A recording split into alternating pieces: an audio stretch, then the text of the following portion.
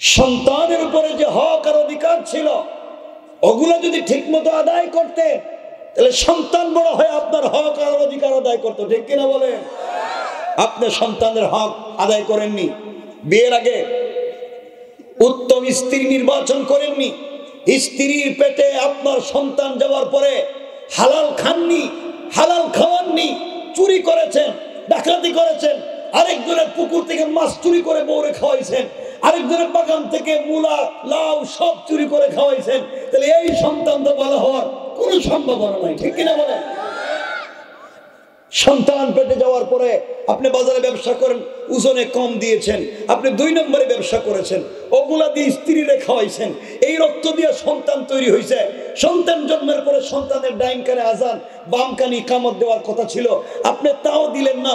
সন্তানের জন্য চমৎকার একটা নাম রাখবার কথা ছিল, সন্তানের নাম রাখছে বল্টু।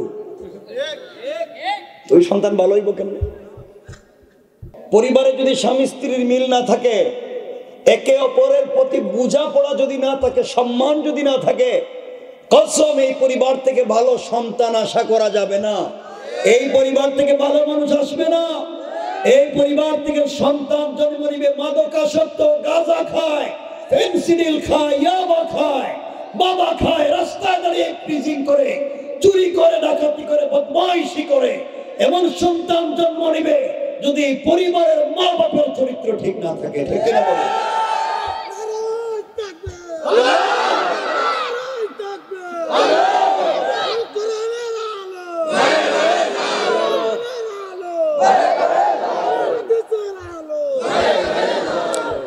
আপনারা শুধু ওয়াজে আসলে বলেন হুজুর, আপনারা ওয়াজে আসলে বলেন হুজুর, সন্তানদেরকে বলেন মা বাপের খিদমত করতে, তো সন্তান মা বাপের খিদমত করবো কেন?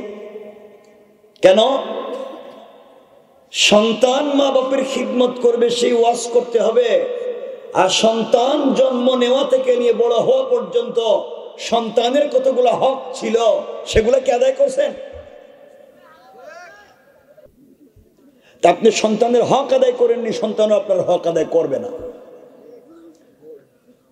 আপনারা খুঁজে দেখেন, এই বাংলাদেশে একজন মসজিদের ইমাম মুয়াজ্জিন খাদেম, একজন ইমাম মুয়াজ্জিন খাদেম তাদের মা বাপকে বৃদ্ধাশ্রমে পাবেন না, কিন্তু কলেজ ইউনিভার্সিটিতে পড়েছে, পিএইচডি করেছে, বড় বড় চাকরি করে, সিও কোম্পানি, তাদের মা বাপকে দেখবে বৃদ্ধাশ্রমে পড়ে আছে, ঠিক কিনা বলে? ওদেরকে পড়িয়েছেন কিন্তু মানুষ বানাতে পারেননি, এটা মা বাপের ব্যর্থতা। আজ বৃদ্ধ বয়সে আপনাকে বৃদ্ধাশ্রমে থাকতে হচ্ছে, সব আছে, রিটায়ারমেন্টে যাওয়ার পরে আপনাকে বৃদ্ধাশ্রমে থাকতে হচ্ছে, নিজের বাড়িতে থাকতে পারতেছেন না। এর একমাত্র কারণ আপনি ব্যর্থ পিতা, আপনি ব্যর্থ মাতা, সন্তানকে উপযুক্ত দ্বীনি পরিবেশে বড় করতে পারেননি। আমার কথা কি বুঝতে পেরেছেন? আপনাদের কষ্ট হচ্ছে? বসে আছেন, ভালো কথা, একজন উঠবেন, আমি মনে করব আপনি গাঁজা ফেন্সিডিল আপনার ব্যবসা করেন, নাহলে আপনি ওজনে কম দেন, নাইলে আপনি মসজিদের ক্যাশের টাকা মাই রেখেছেন, নাইলে আপনি বউরে পিডান, মানে একটা না একটা আছে আপনি করছেন, এটা আমরা কইয়া দিই, এজন্য উঠতে পারবেন না। উঠলেই কম আপনি এই কাম করছেন। এখন উঠেন, কইম আপনি কোনটা করছেন, কন উঠতে পারবেন না। আমার মন চায় আপনাদের কাছ থেকে আজকে একটা ওয়াদা নেই যে আজকের পর থেকে আর এই বিড়ি সিগারেট টানবেন না। বিড়ি চুষে চুষে বিড়ি টানে, বিড়ি টানে, মসজিদে যায় তাহাজ্জুদে পড়ে, কিন্তু তাহাজ্জুদের সালাম ফিরি বিড়ি দৌড়াইয়া দিছে। আল্লাহ গীতারে শয়তান, ঘটনা কি? এতক্ষণ দেখলাম তাহাজ্জুদ পড়তেছস, সালাম ফিরি এটা কি দৌড়াইছস? কথা বলেন না কেন? আগামী কালকে রোজা রাখবে উনি, সেহরি খাচ্ছে, সেহরি খাবার শেষ করেই বিড়ি দৌড়াইয়া দিছে, সিগারেট দৌড়াইয়া দিছে। শয়তান কাল্লা, ঘটনা কি দেখেন তো? ও তো রোজা রাখবে কালকে, কিন্তু এখনই তো ধরাইয়া দিছে জাহান্নামের জিনিস। কথা বলেন না কেন? কেন ওইটা খান? এখানে বসেছেন সবাই কত ভালো মানুষের মতো, কিন্তু পকেটে খবর নিয়ে দেখেন শুধু বিড়ি সিগারেটের অভাব নাই। কথা বলেন, এগুলা খান কেন? কিচ্ছু কয় না। কি কইছে? নেশা, এটার ভয়ঙ্কর হারাম জিনিস। নেশা হইলেই তো হারাম, নেশা জিনিসটাই তো হারাম। অনেক লোক আছে ইফতারের সময় মানুষ ইফতারের জন্য অপেক্ষা করতেছে, আজান হবে ইফতার করবে, হ্যাঁ আজান হওয়ার সাথে সাথেই সিগারেট ধরে দিচ্ছে, কারণ তার এই যে সিগারেট খাইতে পারতেছে না, টেনশনে দিন শেষ। তাহলে রোজা দিয়ে লাভ কি? আল্লাহ এগুলা থেকে হেফাজত করো, জোরে বলেন আমি। আজকের থেকে কি বিড়ি খাওয়া বাদ দিবেন? বিড়ি সিগারেট বাদ দিবেন?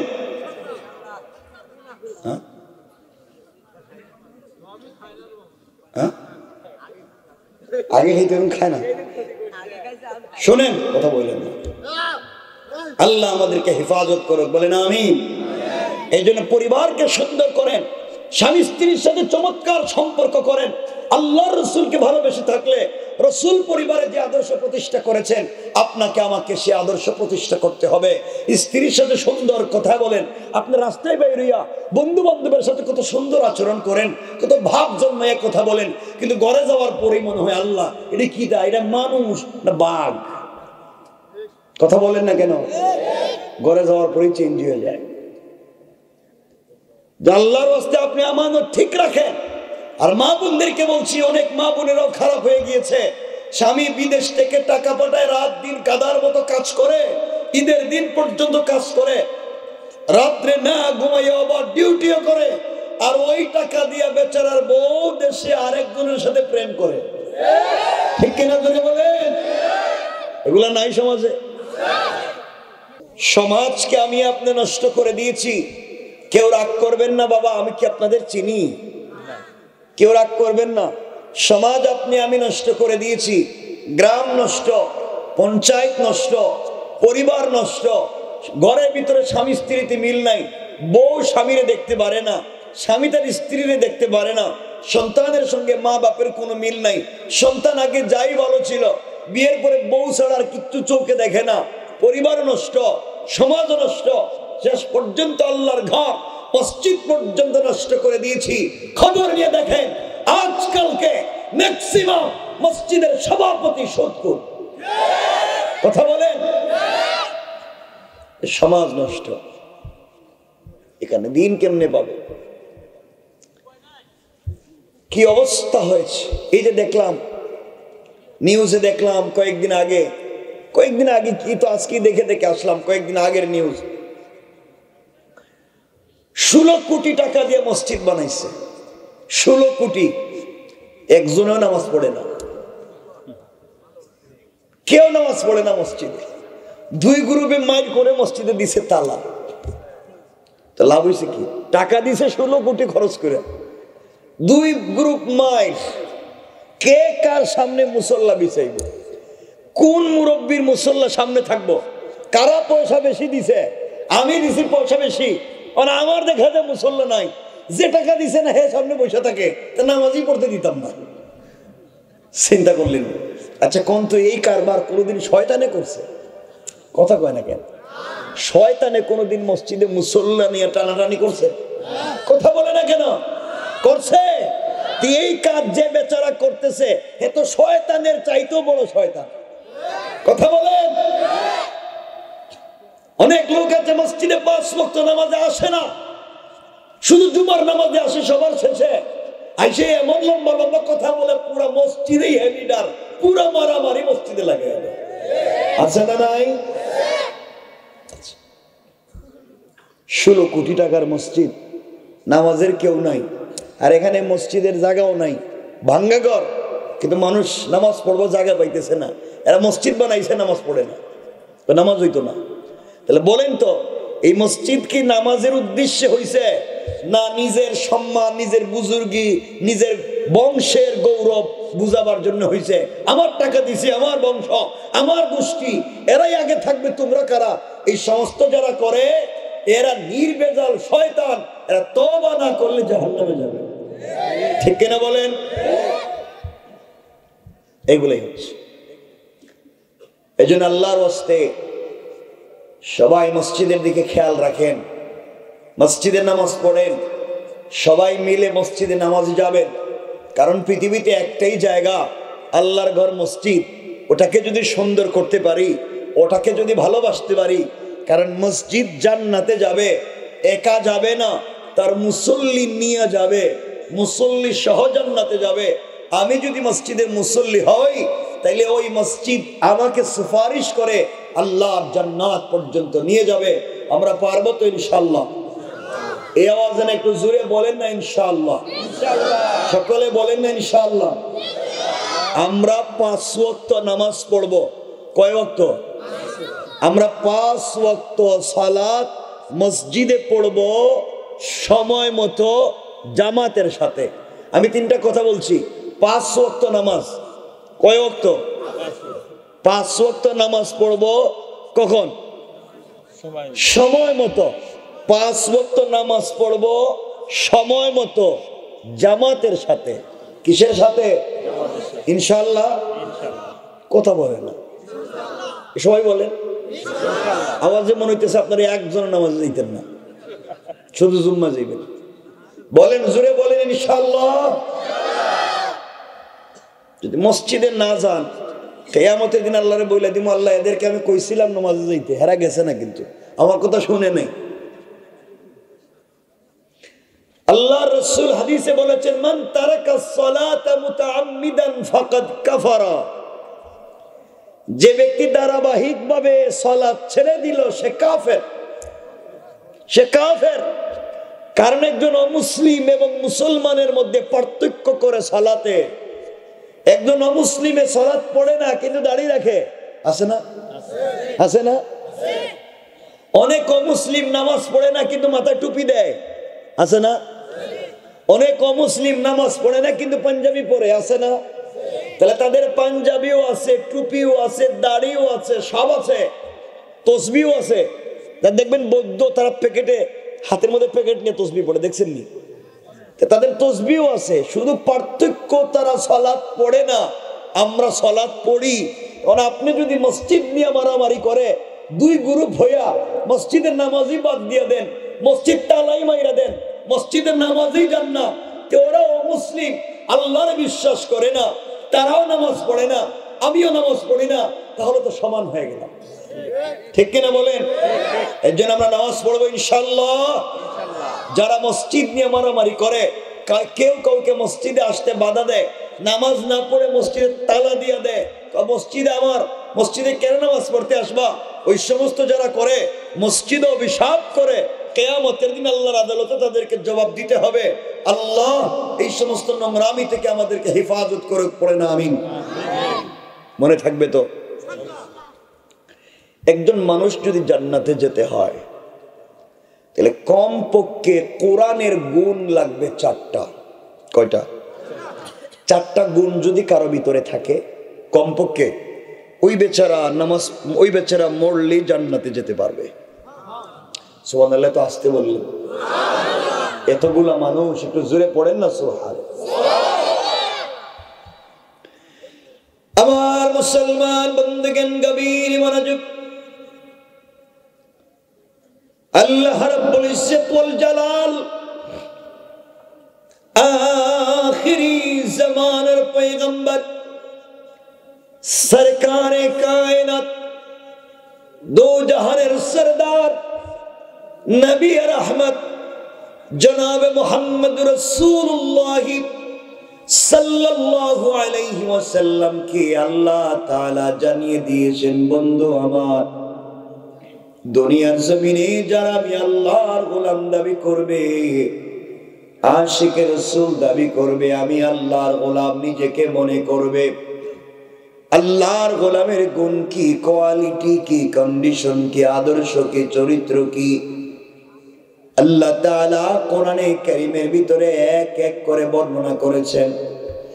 আবার আল্লাহ 1 নম্বরে বললেন, ওয়া ইবাদুর রাহমানিল্লাযীনা ইয়ামশুনা আলাল আরদি হাওনা।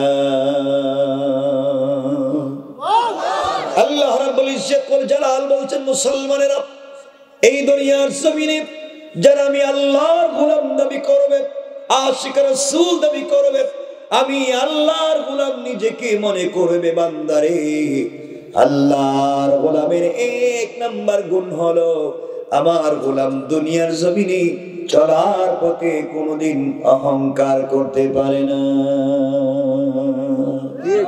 কি করতে পারে না? সবাই বলেন। এই চারটা একটু সামনে দিতে হবে। অহংকার করা যাবে? বলেন না যাবে? এই এলাকার ভিতরে, এই বোয়ালিয়ার ভিতরে আল্লাহ যাদেরকে টাকার মালিক বানিয়েছেন, পয়সার মালিক বানিয়েছেন, সম্পদের মালিক বানিয়েছেন, আপনি যদি সম্পদের কারণে, টাকার কারণে, বাড়ি গাড়ি মিল ফ্যাক্টরির কারণে আপনি যদি দুনিয়ার জমিনে অহংকার করেন, আবার আল্লাহ চাইলে এক মুহূর্তের ভিতরে 10 তলা থেকে থাবড়াইয়া গাছতলায় নামাইয়া দিতে আমার আল্লাহ 1 মিনিটও দেরি হবে না। কোন ঠিক কিনা? আল্লাহ পারবে? আসতে বলছেন কেন? পারবে। আর আপনি যদি অহংকার ছেড়ে দিতে পারেন, চলার পথে নিজেকে ছোট করতে পারেন, নিজেকে যদি মাটির সঙ্গে মিশাইয়া দিতে পারে, আমার আল্লাহ চাইলে গাছতলা থেকে, বাঁশতলা থেকে কান ধরে 10 তলার মালিক বানাইয়া দিতে আমার আল্লাহর 1 মুহূর্ত দেরি হবে না। কোন ঠিক কিনা? এজন্য আল্লাহর গোলাম দাবি করলে অহংকার করা যাবে? আসতে বলেন কেন? যাবে? বলেন যাবে? আপনারা করেননি না? আপনারা তো ফেরেশতা, মোটামুটি ডাইরেক্ট আসমান থেকে আইছে, অহংকার করে না। আজ থেকে 50 বছর আগে এই এলাকায় অনেকের ঘর ছিল ঝুপড়ি ঘর, ভাঙ্গা, টাকা পয়সা ছিল না। আজকে তার ছেলে মেয়েদের ঘরে কোটি কোটি টাকা আছে না নাই? আর আজ থেকে 50 বছর আগে অনেকের ঘরে ছিল লাখ লাখ টাকা। আজ তার ছেলে মেয়েরা মানুষের বাড়িতে আর রাস্তাঘাটে কাজ কাম করে খায়। কথা বলেন না কেন? এগুলা নাই? কে করতে পারে? আসতে বলবেন না, জোরে বলেন কে? অহংকার করা যাবে? যাবে না। আপনার সম্পদ আছে, আপনি ভাব ধরতে পারেন না, অহংকার করতে পারেন না। আল্লাহ চাইলে, বেইজ্জত করতে চাইলে আপনার ঘর বাড়ি রাইকাও বন জঙ্গলে রাখতে পারে। কথা বলেন না কেন? এই জন্য অহংকার করা যাবে? যারা ক্ষমতার ধাপট দেখিয়ে, যারা অন্যায় নোংরামি করে এই সমাজের মানুষকে বিপদগ্রস্ত করেছে, আজ ক্ষমতাও নাই, থাকবার জায়গাও নাই, আজ কিচ্ছু নাই। এই জন্য ক্ষমতা পেয়ে গেলে নিজেকে বড় মনে করবার কোন যৌক্তিকতা নাই।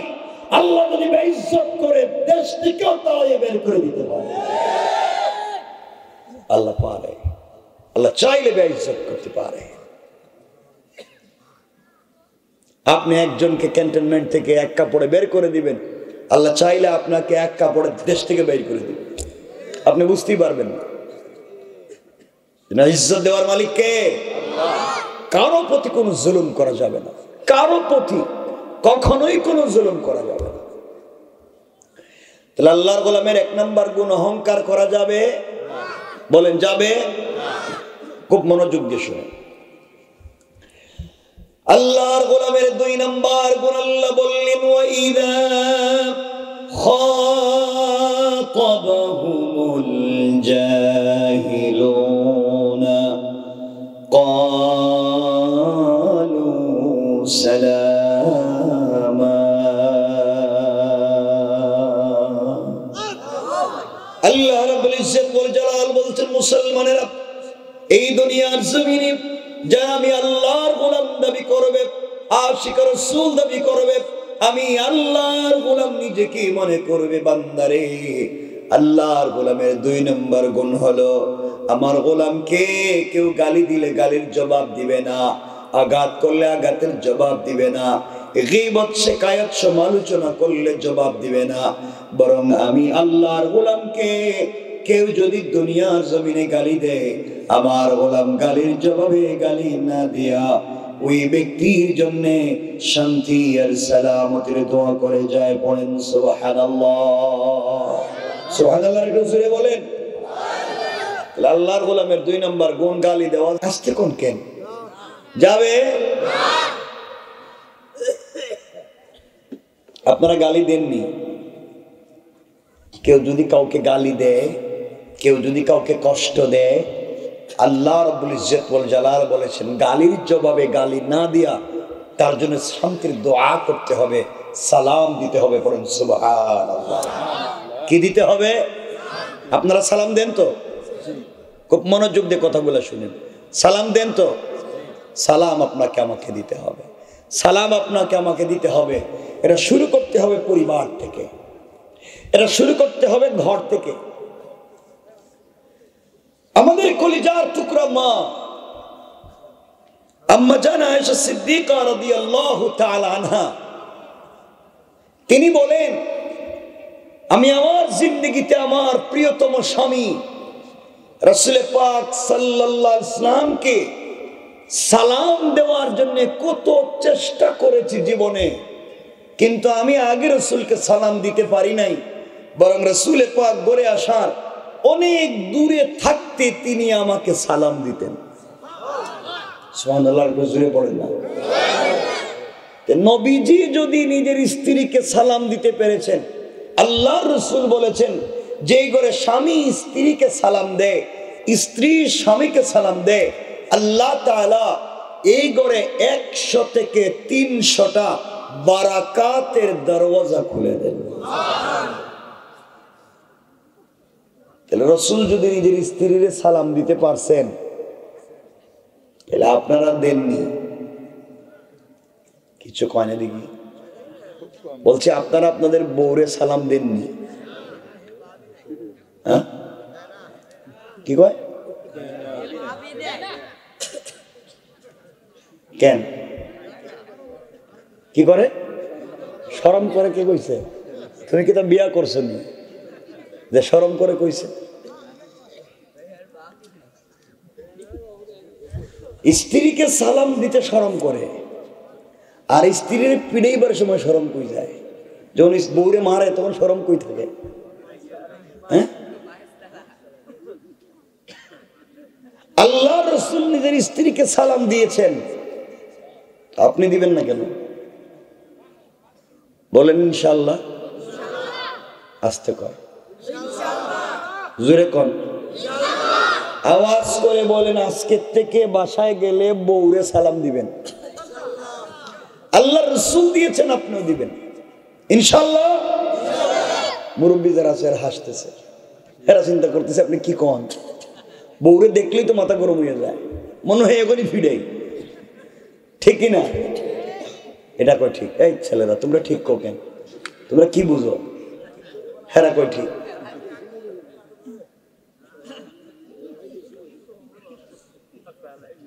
স্ত্রীকে সালাম দিবেন ইনশাআল্লাহ। মুরব্বী এরকম সবাই বলেন যারা বিয়ে করছেন ইনশাআল্লাহ, জোরে কও। আজকে বাসায় গিয়ে কমপক্ষে একটা সুন্নত আদায় করো, নিজের স্ত্রীর সালাম দিবা, দরজা দাঁড়াই বলবা, বউ আসসালামু আলাইকুম ওয়া রাহমাতুল্লাহ। স্ত্রী কই, বৌমা মুরব্বীর আজকে কোন ভূতে ধরল? হ্যাঁ, কি কয়? কি পান ঘন ঘন বানায়? পান মানে পান ওই যে খায়, তো ভালো হইলো। পান বানায় দিব, খাইবেন, স্বামী স্ত্রীর মহব্বত বাড়বে। সালাম দিবেন তো ইনশাআল্লাহ। আল্লাহর রাসূল নিজের স্ত্রীকে সালাম দিয়েছেন, আপনারাও দিবেন। বরকত দিবেন কে? বলেন কে? মাঝে মাঝে ঘরে গেলে স্ত্রীর নিজের হাতে খাওয়াইয়া দিয়ে, মুখে উঠাইয়া হাত দিয়া দিয়েন। পারবেন না? পারতো না। মুরব্বী কয় দিন ভরে কিলা গেলি নাকি? কত খারাপ হয়েছে আমাদের পরিবার। তাহলে পরিবারে শান্তি পাইবেন কেন? তাহলে এর বিয়ে করছিলেন কেন? কিলা কিলি যদি করতে হয় তাহলে বিয়ে করলেন কেন?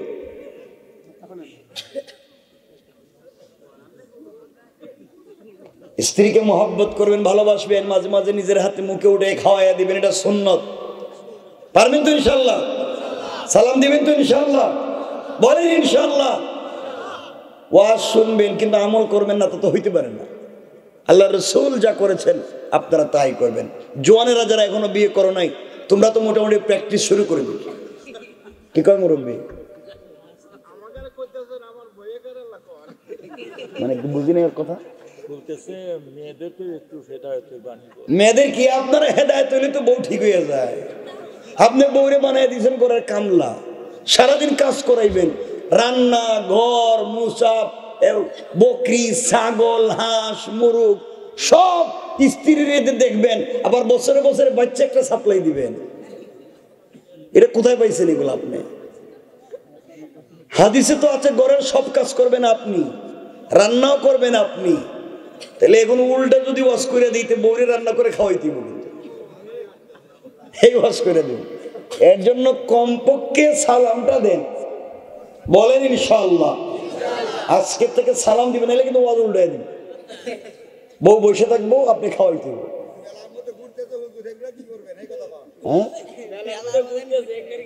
মেলা ঘুরে আপনি এখানে এসেছেন, বউ এখানে ঘুরে কেন? হেরে ওয়াজে নিয়ে আইলেন নাকি? আল্লাহ আমাদেরকে হেফাজত করুক, বলেন আমিন। পরিবারে যদি স্বামী স্ত্রীর মিল না থাকে, একে অপরের প্রতি বোঝাপড়া যদি না থাকে, সম্মান যদি না থাকে, কসম এই পরিবার থেকে ভালো সন্তান আশা করা যাবে না। এই পরিবার থেকে ভালো মানুষ আসবে না। এই পরিবার থেকে সন্তান জন্ম নিবে মাদকাসক্ত, গাঁজা খায়, ফেনসিডিল খায়, ইয়াবা খায়, বাবা খায়, রাস্তায় দাঁড়িয়ে প্রিজিং করে, চুরি করে, ডাকাতি করে, বদমাইশি করে, এমন সন্তান জন্ম নিবে যদি এই পরিবারের মা বাবার চরিত্র ঠিক না থাকে। ঠিক না বলে?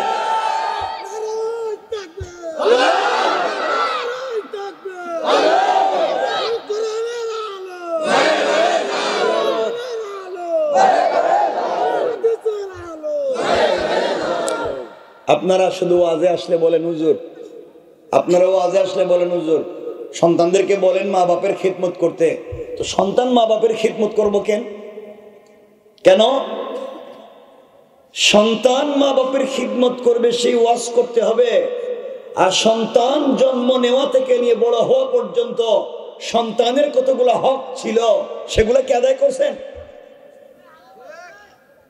সন্তানের উপরে যে হক আর অধিকার ছিল ওগুলো যদি ঠিক মতো আদায় করতে, তাহলে সন্তান বড় হয়ে আপনার হক আর অধিকার আদায় করতো। ঠিক কিনা বলেন? আপনি সন্তানের হক আদায় করেননি, বিয়ের আগে উত্তম স্ত্রী নির্বাচন করেননি, স্ত্রীর পেটে আপনার সন্তান যাওয়ার পরে হালাল খাননি, হালাল খাওয়াননি, চুরি করেছেন, ডাকাতি করেছেন, আরেকজনের পুকুর থেকে মাছ চুরি করে বউরে খাওয়াইছেন, আরেকজনের বাগান থেকে মূলা, লাউ সব চুরি করে খাওয়াইছেন, তাহলে এই সন্তান তো ভালো হওয়ার কোনো সম্ভাবনা নাই। ঠিক কিনা বলেন? সন্তান পেটে যাওয়ার পরে আপনি বাজারে ব্যবসা করেন, ওজনে কম দিয়েছেন, আপনি 2 নম্বরে ব্যবসা করেছেন, ওগুলা দিয়ে স্ত্রীরে খাওয়াইছেন, এই রক্ত দিয়ে সন্তান তৈরি হয়েছে। সন্তান জন্মের পরে সন্তানের ডাইন কানে আজান, বাম কানে ইকামত দেওয়ার কথা ছিল, আপনি তাও দিলেন না। সন্তানের জন্য চমৎকার একটা নাম রাখবার কথা ছিল, সন্তানের নাম রাখছে বল্টু। তো ওই সন্তান ভালো হইব কেমনে?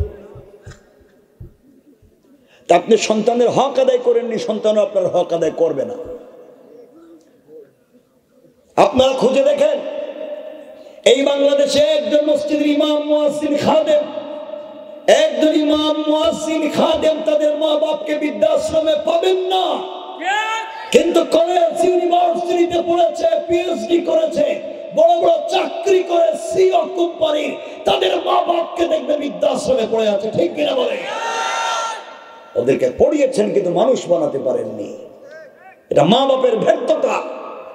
আজ বৃদ্ধ বয়সে আপনাকে বৃদ্ধাশ্রমে থাকতে হচ্ছে। সব আছে, রিটায়ারমেন্টে যাওয়ার পরে আপনাকে বৃদ্ধাশ্রমে থাকতে হচ্ছে, নিজের বাড়িতে থাকতে পারতেছেন না। এর একমাত্র কারণ আপনি ব্যর্থ পিতা, আপনি ব্যর্থ মাতা, সন্তানকে উপযুক্ত দ্বীনি পরিবেশে বড় করতে পারেননি। আমার কথা কি বুঝতে পেরেছেন? আপনাদের কষ্ট হচ্ছে? বসে আছেন, ভালো কথা, একজন উঠবেন, আমি মনে করব আপনি গাঁজা ফেন্সিডিল আপনার ব্যবসা করেন, নাহলে আপনি ওজনে কম দেন, নাইলে আপনি মসজিদের ক্যাশের টাকা মাইরে খাইছেন, নাইলে আপনি বউরে পিডান, মানে একটা না একটা আছে আপনি করছেন, এটা আমরা কইয়া দিই, এজন্য উঠতে পারবেন না। উঠলেই কম আপনি এই কাম করছেন। এখন উঠেন, কইম আপনি কোনটা করছেন কন, উঠতে পারবেন না। আমার মন চায় আপনাদের কাছ থেকে আজকে একটা ওয়াদা নেই যে আজকের পর থেকে আর এই বিড়ি সিগারেট টানবে না, বিড়ি চুষে চুষে বিড়ি টানে, বিড়ি টানে। মসজিদে যায় তাহাজ্জুদে পড়ে, কিন্তু তাহাজ্জুদের সালাম ফিরি বিড়ি দৌড়াইয়া দিছে। আল্লাহ কি তারে শয়তান, ঘটনা কি? এতক্ষণ দেখলাম তাহাজ্জুদ পড়তেছস, সালাম ফিরি এটা কি দৌড়াইছস? কথা বলেন না কেন? আগামী কালকে রোজা রাখবে উনি, সেহরি খাচ্ছে, সেহরি খাবার শেষ করেই বিড়ি দৌড়াইয়া দিছে, সিগারেট দৌড়াইয়া দিছে। শয়তান কাল্লা, ঘটনা কি দেখেন তো? ও তো রোজা রাখবে কালকে, কিন্তু এখনই তো ধরাইয়া দিছে জাহান্নামের জিনিস। কথা বলেন না কেন? কেন ওইটা খান? এখানে বসেছেন সবাই কত ভালো মানুষের মতো, কিন্তু পকেটে খবর নিয়ে দেখেন শুধু বিড়ি সিগারেটের অভাব নাই। কথা বলেন, এগুলা খান কেন? কিচ্ছু কয় না। কি কইছে? নেশা। এটা ভয়ঙ্কর হারাম জিনিস। নেশা হইলেই তো হারাম, নেশা জিনিসটাই তো হারাম। অনেক লোক আছে ইফতারের সময়, মানুষ ইফতারের জন্য অপেক্ষা করতেছে, আজান হবে, ইফতার করবে, হ্যাঁ আজান হওয়ার সাথে সাথেই সিগারেট ধরাই দিচ্ছে। কারণ তার এই যে সিগারেট খাইতে পারতেছে না, টেনশনে দিন শেষ। তাহলে রোজা দিয়ে লাভ কি? আল্লাহ এগুলা থেকে হেফাজত করো, জোরে বলেন আমি। আজকের থেকে কি বিড়ি খাওয়া বাদ দিবেন? বিড়ি সিগারেট বাদ দিবেন? হ্যাঁ হ্যাঁ, আগে খেতে খায় না। শোনেন, কথা বললেন না। আল্লাহ আমাদেরকে হেফাজত করুক, বলেন আমিন।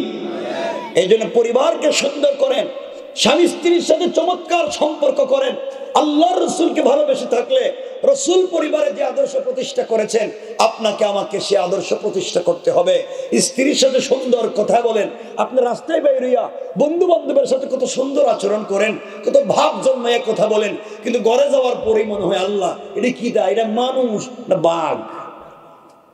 কথা বলেন না কেন? ঘরে যাওয়ার পরেই চেঞ্জ হয়ে যায়। আল্লাহর রাস্তায় আপনি আমানত ঠিক রাখেন। আর মা বোনদেরকে বলছি, অনেক মা বোনেরাও খারাপ হয়ে গিয়েছে।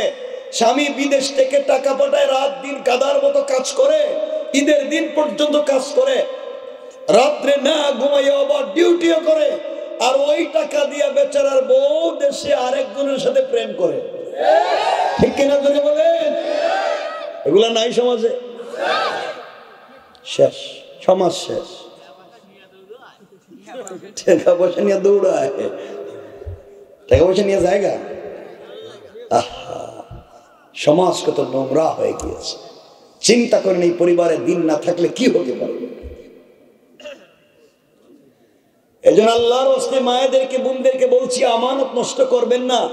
ছেলেদেরকে বলছি, ভাই যারা বিয়ে করো নাই, বিয়ে তো করো না, এটা ভালো কথা, কিন্তু প্রেম তো দুই সাইডটা করছো, ঠিক কিনা? ঠিক করছি কাটারি?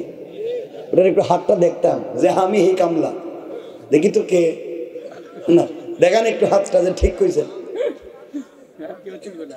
হ্যাঁ কই ঠিক, মানে হে 5-6টা কাম সেরে লইস। চিন্তা করো, আমাদের কেমন খারাপ হলে চলবে না। এই জন্য মনে রাখবেন, বিয়ের আগে প্রেম করছে 10টা, আর বিয়ের সময় মেয়ে খুঁজে রাবিয়া বছরের মতো। কথা বলেন না কেন? বিয়ে করছে যারা, হে কয় না আমার জীবনে প্রেম দূরের কথা, কোনো ছেলের হাতই ধরি নাই। হে মনে মনে চিন্তা করে, আল্লাহ আমি যে কত শয়তানি করছি, বউ একটা পাইছে একবারে পাক্কা পরেশগার। আর শয়তান কইতেছে, আল্লাহ বউ যেটা কইছে এটা একবারে ডাইরেক্ট মিথ্যা কথা বলছে।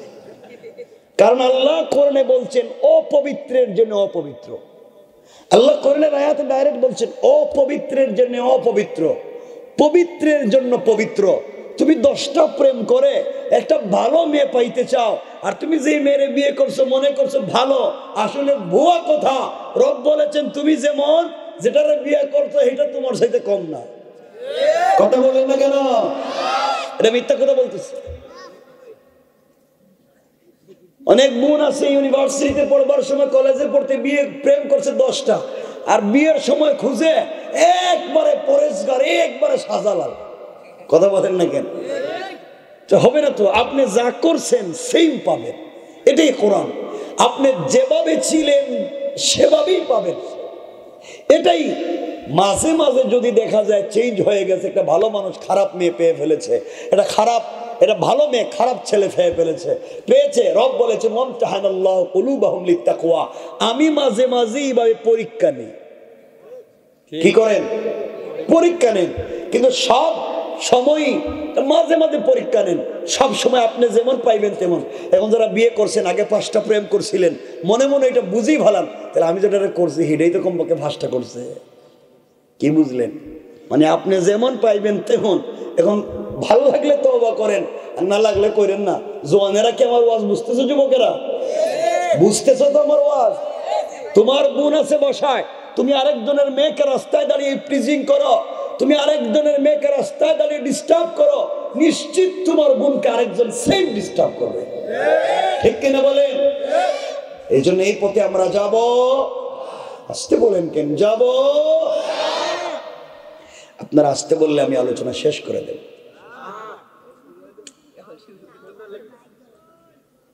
যেটা আল্লাহর গোলামের 2 নম্বর গুণ, গালি দেওয়া যাবে।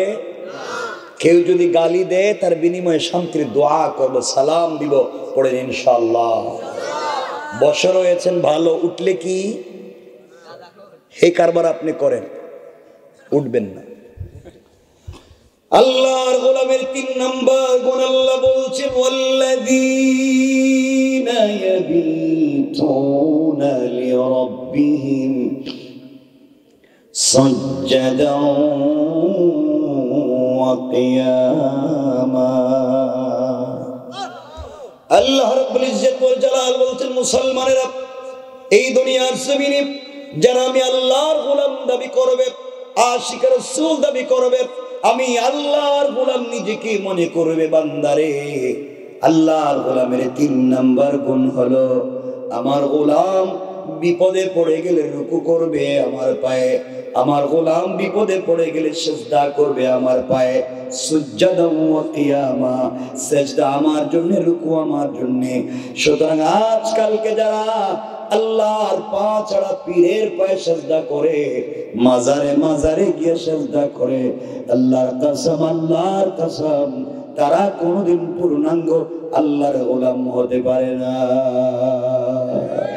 ঠিক কিনা বলেন? অনেক লোক আছে আল্লাহর কাছে বাচ্চা না চাইয়া চাই গে মাজারে। কথা বলেন না কেন? চাই গে পীরের কাছে চায়, তো পীরে তোমার কি দিব? হেরি তোর কিছুই নেই। এখন দেখতেছি মাঝে মাঝে শুনি ল্যাংটা পীর, কি পীরের অভাব নাই নাকি? তো ল্যাংটা এটা পীর হইব কেমনি? ল্যাংটা হে পীর হইল কেমনি? হে তো সবকিছু দেখা যায়। এটা একটা ভদ্র মানুষ আল্লাহর চিনে নামাজ পড়ে, এই লোকের কাছে আপনি যান না, যে গাঁজা খায়, গাঁজার গন্ধে শয়তান এলাকা দিয়ে যায় না, হেরে বানাইছে পীর। কথা বলেন না কেন? এগুলো সমাজে আছে না নাই? আপনারা এগুলো করেননি কেউ? না, সব ভালো মানুষ। কি করেন এগুলা? আল্লাহর ওয়াস্তে মাজারে মাজারে যাবেন না, সিজদা দিবেন না, মৃত মানুষের কাছে কিছু চাইবেন না, হারাম।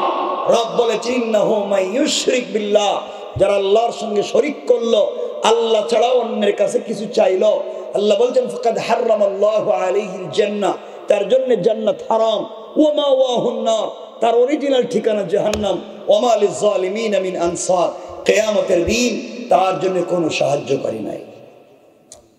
আল্লাহ হেফাজত করুক, বলেন আমিন। একটু জোরে বলেন না আমিন। আমি আপনাদের কাছকে আসলে যে ওয়াজ বুঝাতে চাই, ওই যে আল্লাহর কাছে যদি চান, কার কাছে? আল্লাহকে যদি বলেন হাসবি আল্লাহ, আল্লাহ আমার জন্য যথেষ্ট, এই মনে করে পৃথিবীর কারো কাছে না চেয়ে আপনি যদি আল্লাহর কাছে চান, পৃথিবীতে থেকেও জান্নাতি ফল এখানে বসে খেতে পারবেন। এত আসতে বললেন সুবহানাল্লাহ। আমি সেদিকেই নিয়ে যেতে চাই যে পৃথিবীতে আপনি যদি আল্লাহকে ভালোবাসতে পারেন, আল্লাহকে মহব্বত করতে পারেন, আল্লাহর কাছে চাইতে পারেন, পৃথিবীতে থেকেও জান্নাতের স্বাদ দিতে পারেন কে? কিন্তু আজকালকে দেখা যায়, আমরা তো রাস্তাঘাটে যা শুরু করছি এখন এই বর্তমান সময়ে, গ্রাম গঞ্জে চুরি ডাকাতি, হামলা মামলা, শয়তানি সব ভরে গেছে। কথা বলেন না কেন? এখন তো জানেননি, এখন হুজুররা ওয়াজ করে যায়, উলামায়ে কেরাম সারা দেশে মাঠে ময়দানে কথা বলেন, রাত্রবেলা কথা বলে যখন তারা যার যার নিরের দিকে ফিরতে থাকেন, যার যার বাসার দিকে যেতে থাকেন, গভীর রাত্রে পরিকল্পিতভাবে অনেক উলামায়ে কেরামের গাড়িকে অ্যাক্সিডেন্ট ঘটানো হয়। অনেক উলামায়ে কেরামকে পরিকল্পিতভাবে মেরে ফেলবার জন্যে তার গাড়িকে আঘাত করা হয়, অ্যাক্সিডেন্ট ঘটানো হয়। যেভাবেই হোক ময়দান থেকে একজন আলিমকে সরিয়ে দেওয়া। আরো পরিকল্পনা হচ্ছে, এটা বাস্তব, যাই না শুনে বলতেছি, কিছু লোক রাস্তায় বসেই থাকে শুধু হুজুরদের গাড়ি টার্গেট করে ডাকাতি করার জন্য। কথা বলেন না কেন? এখন গাড়িতে আগে শুনতাম ডাকাতি করতো, আমরাই তো কত আক্রমণের শিকার হয়েছি। গাড়ির চাক্কার নিচে ওই যে লোহা দিয়া, পেরেক দিয়া কাঠ ফেলে দিত যেন চাকার পাম্প চলে যেত, গাড়ি থেমে যেত, তারা ডাকাতি করতো। আগেগুলা করতো, মাঝে মাঝে রড দিয়া গ্লাসে আটকে টান দিত, এইভাবে তারা করতো। এখন দেখতেছি আধুনিক ডিজাইন তারা বাইর করছে, এখন ডিম মারে। ডিম কি দেয়? ডিম মারে। তো ডিম যদি গ্লাসে দেয় আর গ্লাসের উইপার যদি চালায় তো পুরো গ্লাস তো ডিমের কুসুমে সাদা হয়ে যায়, গাড়ি তো আর দেখবেও না, চালাইতেও পারবে না। চিন্তা করলেনি আপনারা? এইভাবে এখন ডাকাতি শুরু হয়েছে হুজুরদের গাড়ি আটকায়া। এখন এমন চাঁদাবাজি এই দেশে জুলাই আগস্টে বিপ্লব হয়েছে ফ্যাসিস্ট চাঁদাবাজদেরকে বন্ধ করার জন্য। আর এখন দেখা যায় আগে একজন চাঁদাবাজি করতো, এখনো চাঁদাবাজি করে, চাঁদা আগের মতোই আছে, ডাকাতি আগের মতোই আছে, চুরি চিন্তা আগের মতোই আছে, শুধু মানুষটা পরিবর্তন হচ্ছে। ঠিক কিনা জোরে বলেন না কেন? শুধু মানুষ পরিবর্তন হয়েছে, কাম আগের মতোই চলতেছে। আগেরটা থেকে বেশি চিন্তা করলেন মানুষ কত কষ্ট পাচ্ছে, আগেরটা থেকে বেশি কইতেছে। আল্লাহ আমাদের হেফাজত করে, বলে না আমি। আজকালকে যারা টার্গেট করে উলামায়ে কেরামদের গাড়ি ডাকাতি করে, উলামায়ে কেরামদেরকে হেনস্থা করে, হামলা মামলার শিকার করে, ডিম মেরে গাড়িতে ডাকাতি ছিনতাই করতে চায়, অ্যাক্সিডেন্ট ঘটাইয়া মেরে ফেলতে চায়, ওই সমস্ত যারা করে, রাখবেন এই দেশ মুসলমানদের দেশ, আলিম উলামার দেশ, পীর বুজুর্গের দেশ, ওলিয়াউদ্দিনের দেশ, গৌস কুতুবের দেশ, মাদ্রাসা মসজিদের দেশ, আযান ইকামতের দেশ, কোরআন সুন্নাহর দেশ, ইসলামী আন্দোলনের কর্মীর দেশ।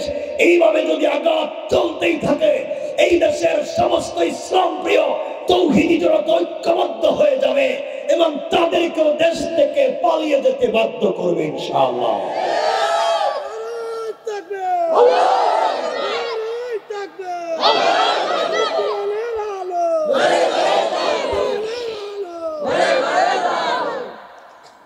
আমার কথা কি বুঝতে পারতেছেন আপনারা?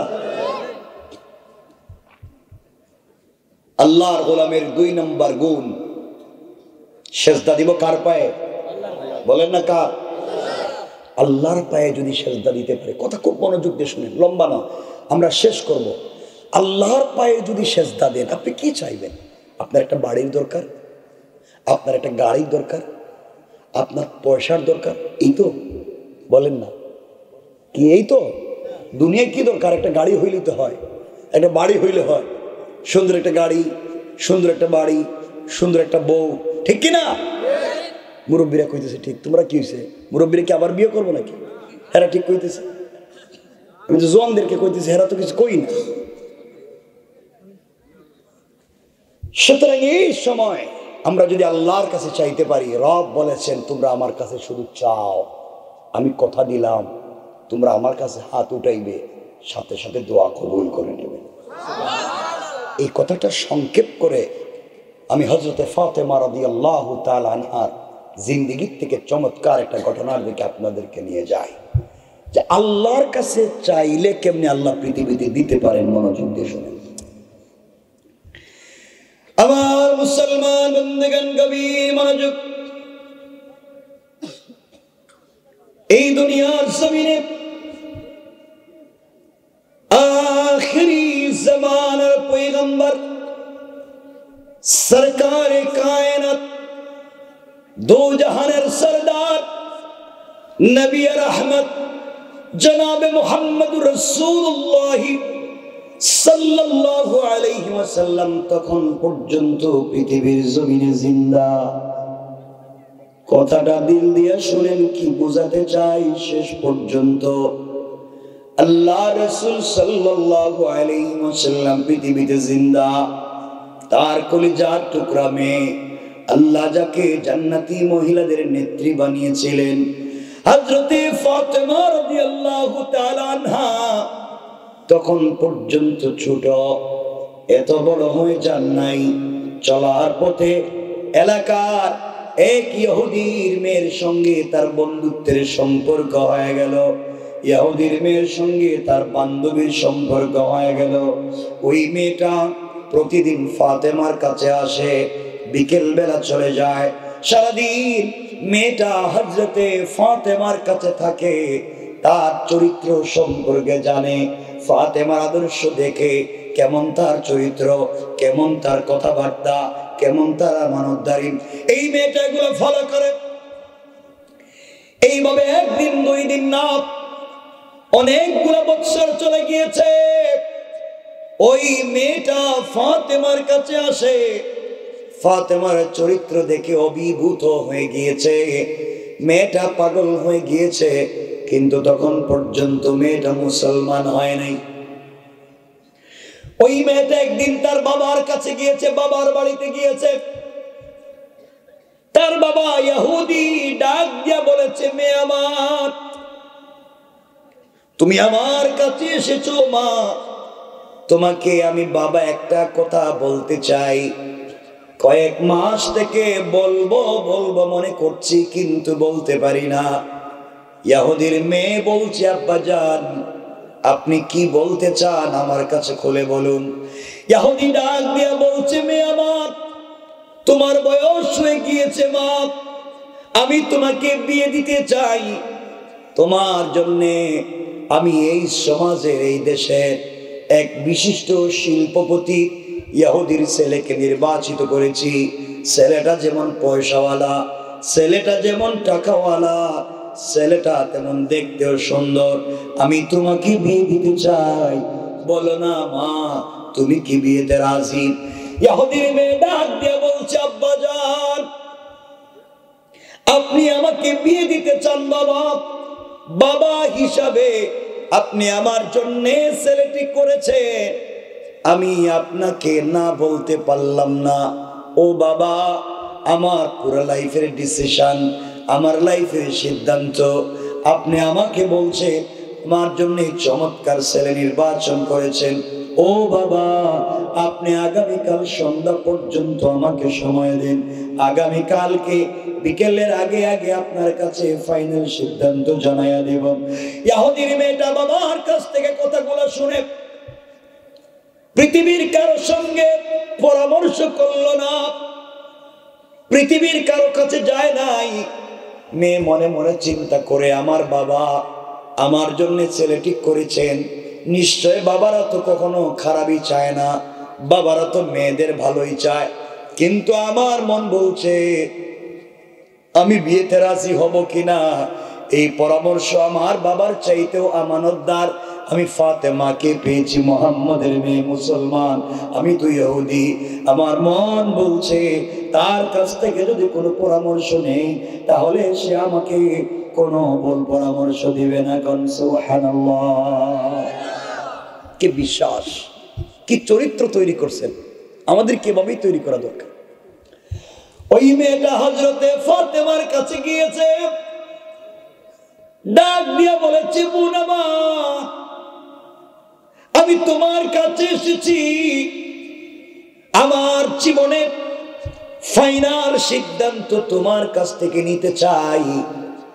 ফাতেমা বলছেন, বোন রে, আমি তোমাকে কি সিদ্ধান্ত দিব? আমি মুসলিম, তুমি ইহুদি। মেয়ে বলছে, ফাতেমা, দীর্ঘ 8-10 বছর তোমাকে আমি চিনি, এই চিনা জানার ভিতরে তোমার কাছে যত মানুষ পরামর্শের জন্য এসেছে, কাউকে ভুল পরামর্শ দেও নাই, কাউকে কোনোদিন খারাপ কথা বলো নাই, কাউকে কোনোদিন আমানত নষ্টের কথা বলো নাই, চমৎকার চমৎকার পরামর্শ দিয়েছো। বোনরে, আজ আমি তোমার কাছে এসেছি, আমার বাবা আমাকে বিয়ে দিতে চায়। ফাতেমা বললেন, এটা তো খুশির খবর। মেয়ে বলতেছে, ফাতেমা, আমার বাবা এই জমানার সব থেকে বড় শিল্পপতির ইহুদির ছেলেকে আমার জন্য পাত্র নির্বাচন। তুমি যদি বলো বিয়েতে রাজি, আমি রাজি। তুমি যদি বলো বিয়েতে রাজি না, আমি রাজি না। ফাতেমা বললেন, বোনরে, তুমি ইহুদি, আমি মুসলিম, তোমার পার্সোনাল লাইফে আমি কেমনে কথা বলতে পারি? মেয়ে বলতেছে, ফাতেমা, এই পৃথিবীতে আজ পর্যন্ত তোমাকে দেখলাম না কাউকে বল পরামর্শ দিতে। আমার মন বলছে তুমিও আমাকে চমৎকার পরামর্শ দিবা। ফাতেমা বলছেন, বোন রে, কোনো বাবারাই চায় না মেয়েরা কষ্টে থাকুক। আমার মন বলছে তোমার বাবা তোমার জন্য যে ছেলে ঠিক করেছে, ওই বিয়েতে রাজি হয়ে যাও, তোমার জন্য কল্যাণ আছে। ফাতেমার সামনে মেয়েটা চোখের পানি ছেড়ে দিয়েছে, ডাক দিয়া বলছে, ফাতেমা, তুমি আমাকে বলেছো বিয়েতে রাজি হয়ে যাওয়ার জন্য, তোমার কথায় আমি রাজি। তুমি যদি বলো বিয়ে করতে, আমি রাজি। ও ফাতেমা, কিন্তু আমার একটা কথা আছে, আমার একটা বিষয় জানবার আছে। ফাতেমা বললেন, কি জানতে চাও? মেয়ে ডাক দিয়া বলছে, ফাতেমা, আমার জন্য বাবা যেই ছেলে ঠিক করে দিয়েছে, ওই বিয়েতে আমি রাজি, কিন্তু আমার একটা শর্ত হলো, তুমি যদি আমার বিয়েতে যাও, তুমি যদি আমার বিয়েতে যাও, বিয়ের দিনে আমার পাশে বসে আমার মাথায় হাত বুলাইয়া তুমি যদি আমার জন্য দোয়া করে দেও, আমার জন্য সৃষ্টিকর্তার কাছে কল্যাণ চাও। ও ফাতেমা, আমার চোখে দেখা পৃথিবীর সব থেকে শ্রেষ্ঠ মেয়ে তুমি, আমার অদ্ধার মেয়ে তুমি, ভদ্র মেয়ে তুমি, তুমি যদি আমার জন্য সৃষ্টিকর্তার কাছে কল্যাণ চাও, এর চাইতে বড় পাওয়া আমার জীবনে আর হতে পারে না। ফাতেমা ডাক দিয়ে বলছেন, বোন রে, তুমি ইহুদি, আমি মুসলিম, তোমার বিয়েতে কোনোভাবেই আমি যেতে পারি না। মানুষ আমাকে কি বলবে?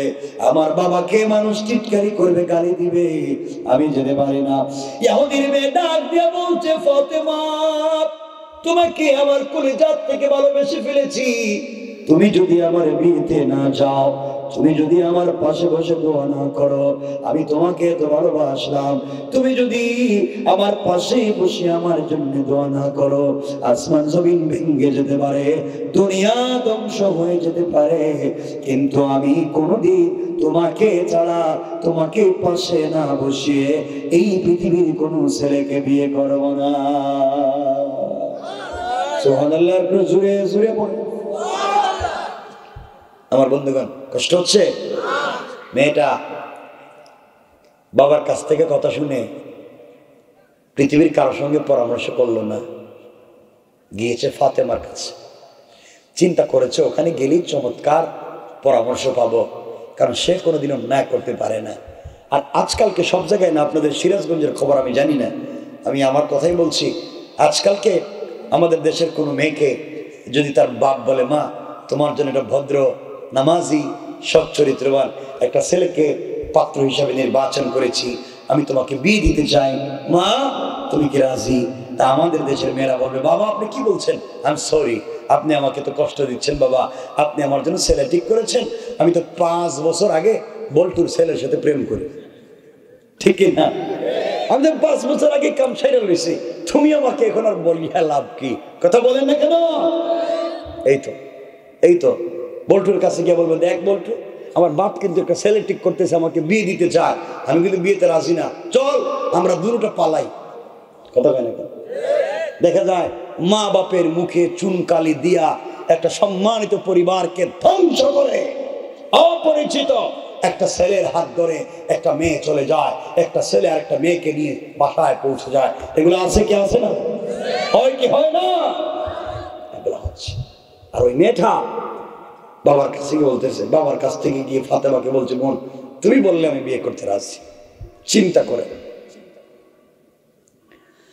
হযরতে ফাতেমা আবেগী হয়ে গেলেন।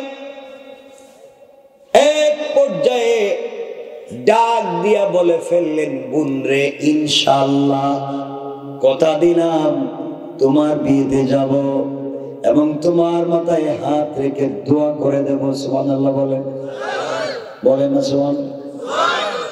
আমাদের দেশে দেখবেন, জানি না সব জায়গায় তো খারাপ না, ভালো মানুষ আছে। একটা ছেলে নামাজ পড়ে, আপনি যদি বলেন যে মা তোমার জন্য একটা ছেলে ঠিক করেছি, ছেলেটা নামাজি এবং দাড়িওয়ালা, দাড়ি আছে, নামাজও পড়ে, কাপ আপনি এটা কি কইলেন? এটা একটা খ্যাপ। কথা বল না কেন? দাড়ি রাখছে ওরে কি বিয়ে করা যায় নাকি? ও তো বাবার মতো হয়ে গেছে। আচ্ছা, দাড়ি রাখলে কি মানুষের খারাপ লাগে? কথা বলেন না কেন? আমরা যে দাড়ি রাখছি খারাপ লাগে? খারাপ লাগে না, এটা খুব ভালো লাগে। পৃথিবীর সকল নবীদের সুন্নাহ হচ্ছে দাড়ি রাখা। যেই মেয়ে নামাজি দাড়িওয়ালা ছেলে দেখলে বিয়ে করতে চায় না, ওই মেয়েকে বিয়ে করারই দরকার নাই। ঠিক কিনা বলে? যে দাড়িওয়ালা নামাজি দিনদার ছেলেকে পছন্দ করে না, মনে রাখবেন তার চরিত্র খুব ভালো। এই আওয়াজে বললই তো না, কিন্তু খুব ভালো আওয়াজ করে বলেন ভালো। নামাজি দিনদার ছেলে দেখলে তার ভালো লাগে না। অনেক আমার যুবক ভাইরাও আছে, একটা মেয়ে পেয়েছে নামাজি পর্দানশীল, হে ওই মেয়েকে বিয়ে করতে চায়। মডার্ন মেয়েরে বিয়ে করবো, হেরে রাইকা আর 5টার সাথে প্রেম করব, এমন মেয়েরে বিয়ে করতে চায়। শেষ পর্যন্ত বিদেশে গিয়ে 20 বছর টাকা বাড়াইবো, ওই টাকা শুদ্ধ লয়ে যাইব। কথা বলেন না কেন?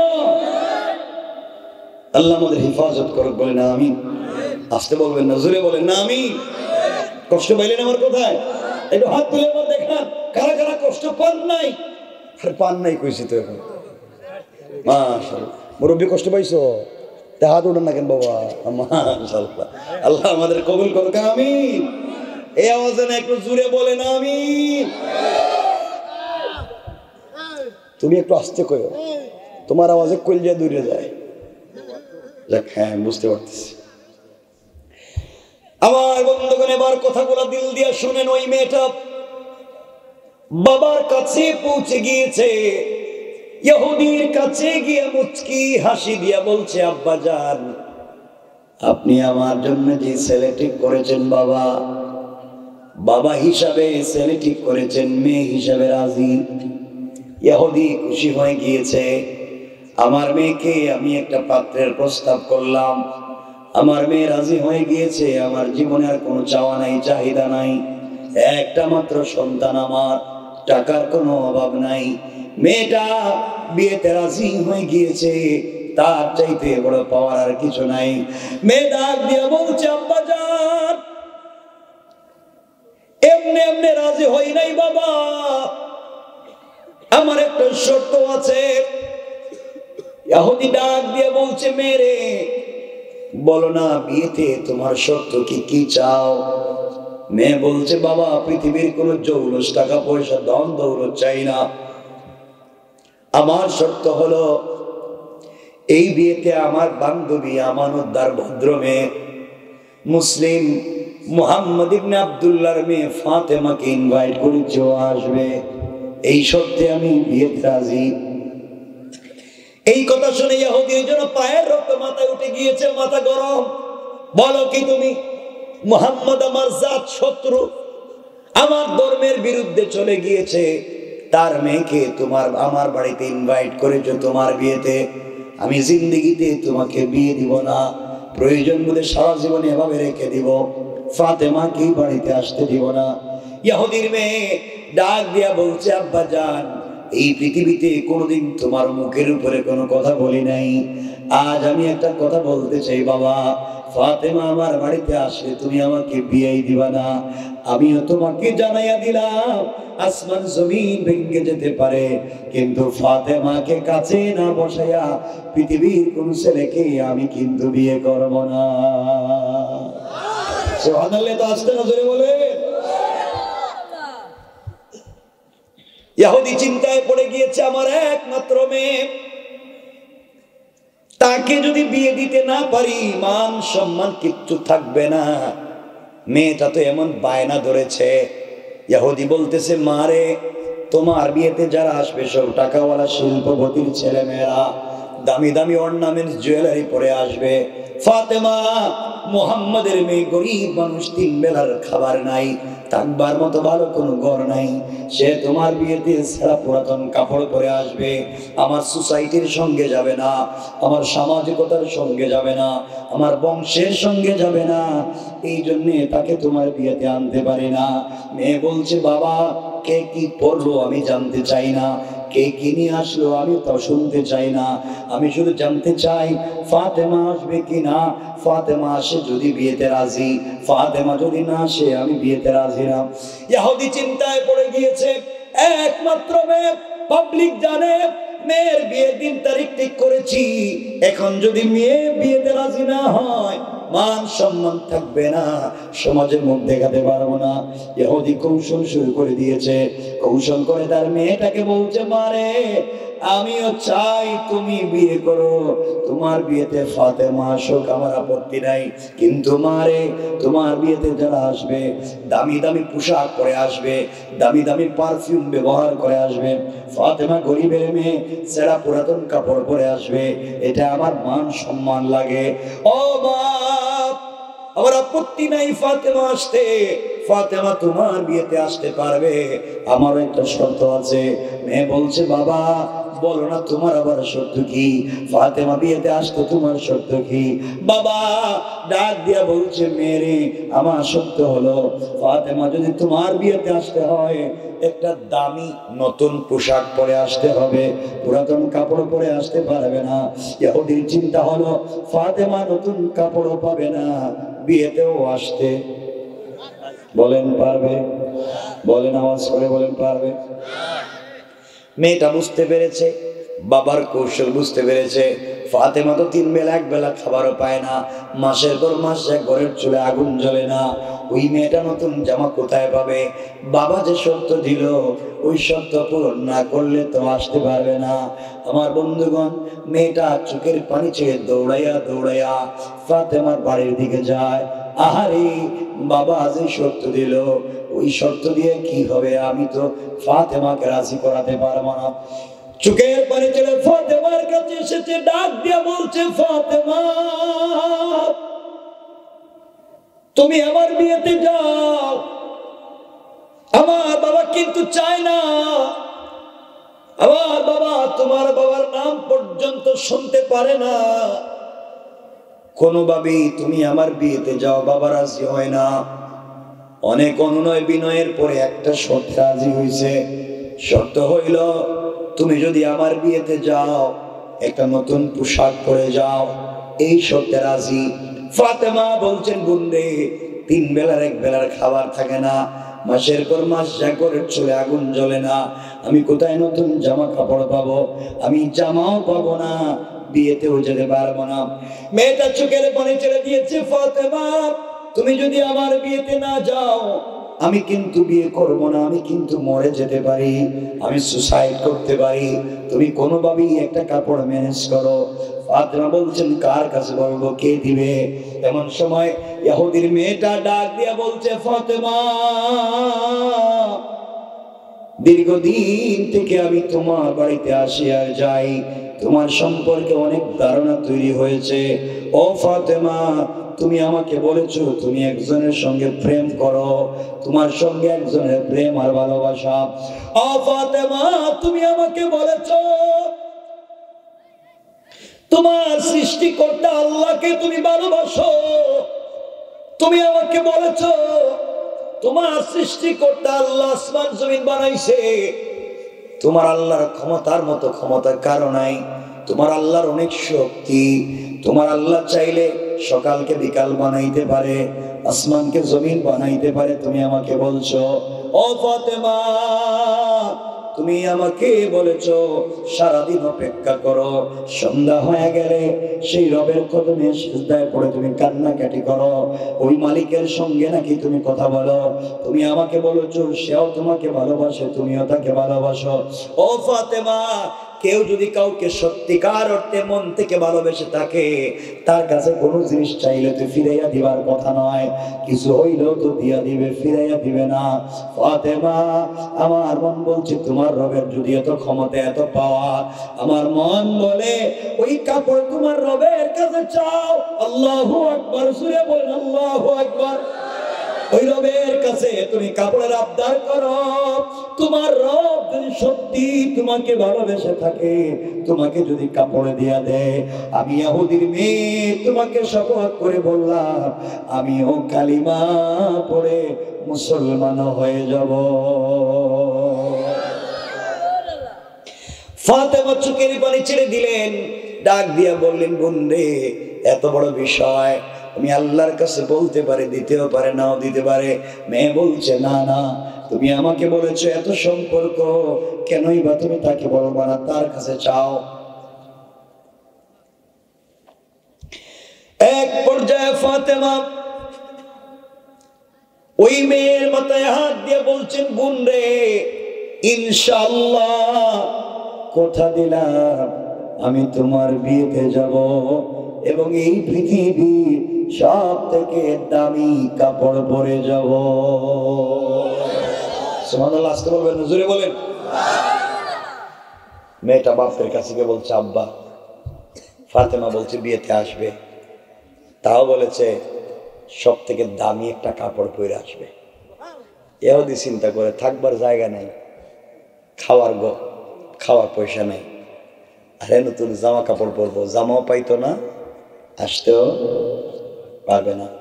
আল্লাহ কথা শুনছেন, আমার আল্লাহ শুনে বললেন, আমারে ভালোবাসে ফাতেমা, হাসবি আল্লাহ, বলছে আল্লাহ যথেষ্ট, তিনি পারবেন। আমি সিদ্ধান্ত নিলাম, ইহুদি বলতেছে ফাতেমা বাড়িতে আসবে না, আর আমি সিদ্ধান্ত নিলাম ফাতেমাকে বাড়িতে পাঠাবো। এই আসতে বললে ওয়াজ রাইখা দিই, ওয়াজ করতাম না, কারণ রাত্র 11:15 হয়ে গেছে, আর লম্বা করা যায় না। আপনাদের কষ্ট হইতেছে মনে হয়, অসুবিধা হয়, আমি কি কথা এখানে রেখে দিব? কিন্তু আওয়াজ যে একটু ছুট হয়ে গেছে আপনাদের। সকাল পর্যন্ত আছেন, কিছুক্ষণ পরে দেখবেন ডায়াবেটিসে ধরবে।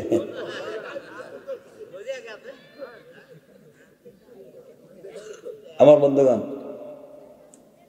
আল্লাহ বললেন তোমরা ফাতেমাকে বাড়িতে যাইতে দিবা না, আমি সিদ্ধান্ত নিলাম ফাতেমাকে বাড়িতে পাঠাবো। এই জন্য আমার আল্লাহ কোরআনে বলছেন, ওয়া মাকারু ওয়া মাকারাল্লাহ